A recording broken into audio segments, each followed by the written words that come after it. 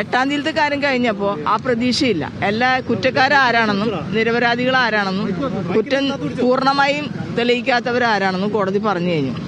ഇനിയുള്ളത് എന്ത് ശിക്ഷ കിട്ടും എന്നുള്ളതാണ്. അതിൽ ഒരാൾക്ക് മാത്രമേ ശിക്ഷയുടെ കാര്യമുള്ളൂ, അല്ലേ? വത്സർ സുനി എന്ന് പറഞ്ഞ A1-ന്. ബാക്കിയുള്ള ആളുകളെ സംബന്ധിച്ച് കോടതി അതാത് സെക്ഷൻ അനുസരിച്ചുള്ള അവർ കുറ്റം ചെയ്തതനുസരിച്ചുള്ള ശിക്ഷയാണ് ഈ കൊടുക്കുന്നത്. സുനിയെ സംബന്ധിച്ച് സുനി ഇപ്പോൾ 8 വർഷം എന്നത് 10 വർഷമായിട്ട് കണക്കാക്കപ്പെടും. ആൾ ശിക്ഷ അനുഭവിച്ചതാണ്. അതിനെ സംബന്ധിച്ച് കോടതി പറയും. പക്ഷേ ഞാൻ ഇവിടെ നിന്ന് പ്രതീക്ഷിക്കുന്നത് മെമ്മറി കാർഡുമായി ബന്ധപ്പെട്ട് കോടതി എന്ത് പറയും എന്നതാണ്. ഇപ്പം നിങ്ങളോട് എല്ലാവരെയും കണ്ട സ്ഥിതിക്ക് ഞാൻ ഒരു കാര്യം പറയാം. വ്യാപകമായ സൈബർ ആക്രമണം പച്ചക്കള്ളം പറഞ്ഞുകൊണ്ട് എനിക്കെതിരായിട്ട് ഉണ്ടായിക്കൊണ്ടിരിക്കുകയാണ്. അതിൽ ചില സംഘടനകൾ, മറുനാടൻ മലയാളിയെ പോലുള്ള ആളുകൾ നിരന്തരമായിട്ട് പച്ചക്കള്ളങ്ങൾ എഴുതിക്കൊണ്ടിരിക്കുക. ഞാൻ ഈ എത്ര വർഷം ഒറ്റയ്ക്ക് നിന്ന് തന്നെയാണ് ഈ കേസ് പൊരുതിക്കൊണ്ടിരുന്നത്. നിങ്ങളെന്നെ സഹായിച്ചില്ല എന്ന് ഞാൻ പറയില്ല. എപ്പോഴും നിങ്ങളുടെ കൂട്ടുണ്ടെന്ന് എപ്പോഴും നിങ്ങളോട് സംസാരിക്കാൻ എനിക്ക് പറ്റിയിട്ടില്ല. പക്ഷെ അപ്പം ഈ നുണക്കഥകൾ ഇങ്ങനെ വന്നുകൊണ്ടിരിക്കുകയാണ്.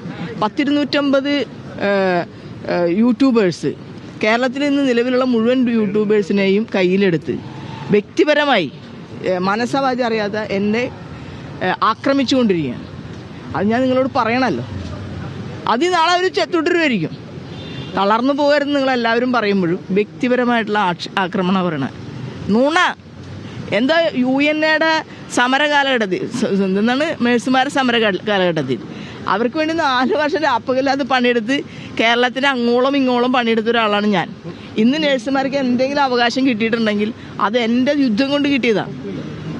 നിങ്ങൾക്കറിയില്ല, അമൃതയിൽ നഴ്സുമാരെ തല്ലി ഇതാക്കിയ കാര്യങ്ങൾ.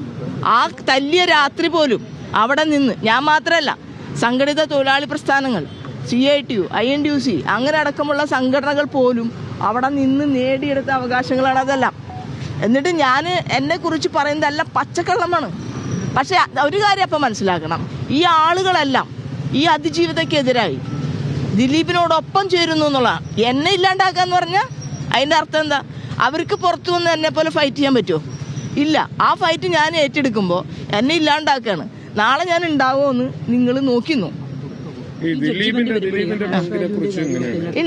ഉണ്ടാവണമല്ലോ. ഹാഷ് വാല്യൂവിൻ്റെ കാര്യം ഉണ്ടാവണം. ആ ഹാഷ് വാല്യൂവുമായി ബന്ധപ്പെട്ടുള്ള അന്വേഷണം നടത്തി എൻ്റെ കോടതിയുടെ നിലപാട് പറയും. അത്തരം കാര്യങ്ങളെല്ലാം പറയും.